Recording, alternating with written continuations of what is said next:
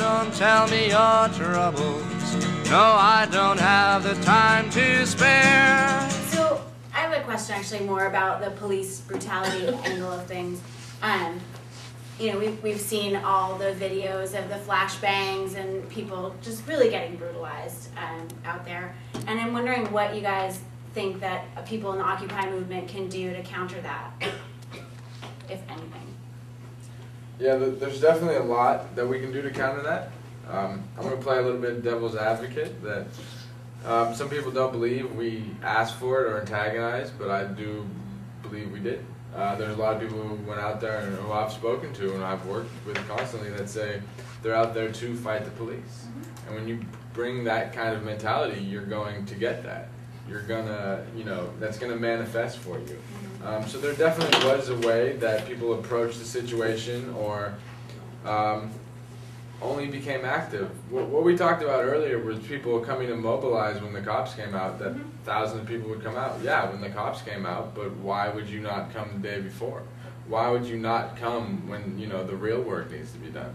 Don't only mobilize when the cops have to come out, because that shows where you stand personally, because that's the only time you want to come out.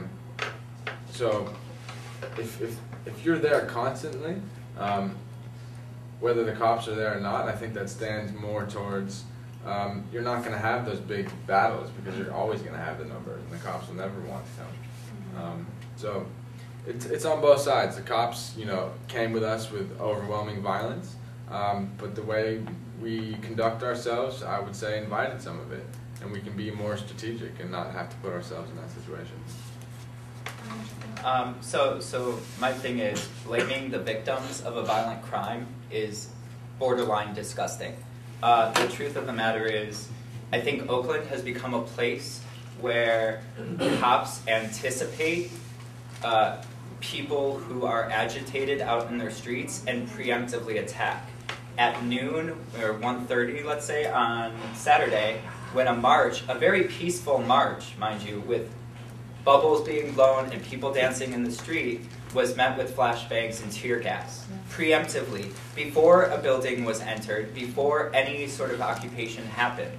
That was a preemptive attack on our right to peaceably assemble. The same thing happened in the park right before people took off to the YMCA. I was in a situation where I was asking cops, police officers, why are you doing this? We have a right to peaceably assemble. And he said to me, we effing hate you people, we will effing kill you people. That was the response I got. I'm talking to him like a responsible young adult, you know what I mean? This is not a response that I should hear from a police officer. Also, if the Oakland Police Department were doing what they were supposed to do, they wouldn't need the federal government to step in and regulate them, which is happening in 2 weeks.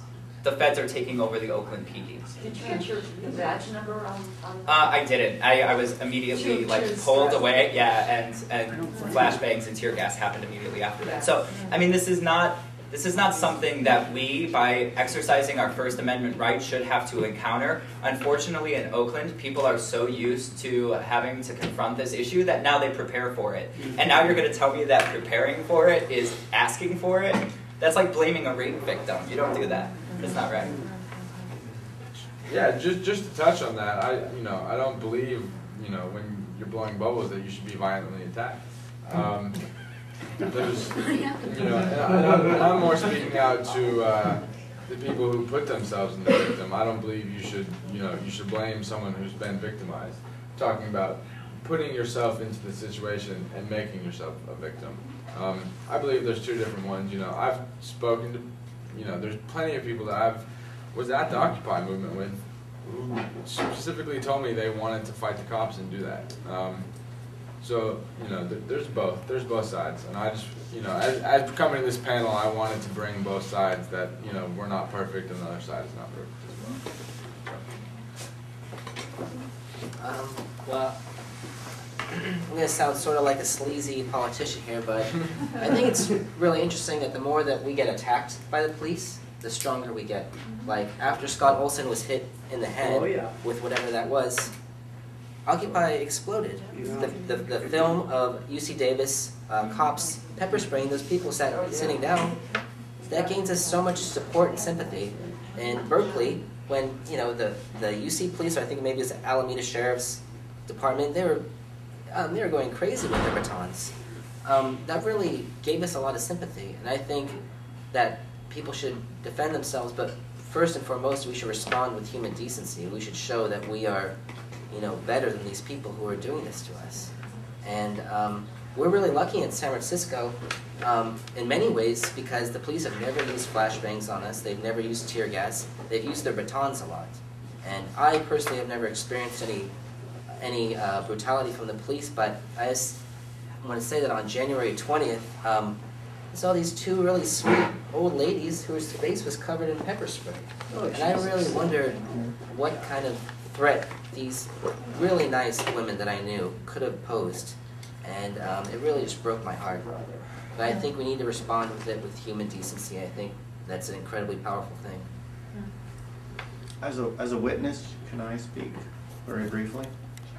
Just in support of what Craig said also was, I was there on the 28th, and a police officer who didn't like me shooting his friend as he was brutally beating a peaceful protester with his baton, reached out with his baton and smashed my camera, and then when I wouldn't back down and kept demanding it back until they arrested me when I grabbed for it. But at least I got my camera back and my footage.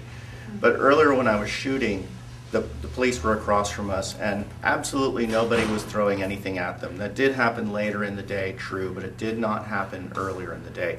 And yet the police were saying through their megaphone, do not throw things at the police, please stop throwing things at the police. Now why would they do that when no one's throwing anything? So that they can have an excuse to charge in. And that is the kind of thing that we were dealing with all day there. And I can understand also why people would want to lash out when they're hit. And I've been brutally attacked by the police myself. But again, I agree that it's ego. And I was talking to someone in jail who was telling me all about why it's okay to respond with violence back to violence, why it's okay, why it's justified. And I just kept telling him, you're asking the wrong questions. The question is, does it help us get to our long-term goals the most efficiently, the most effectively, or does it not? And anything else is indulgence of ego. And some of these people are quite young, so you can kind of understand it. But one of the things that's really, really beautiful about Occupy is that the 1% thought this would be the 60s. In other words, mostly white, mostly university students. But when you go out to any Occupy march and you see the number of older people, middle-aged people like me, and people of all races and all economic backgrounds, along with the college kids, you can see that they simply miscalculated.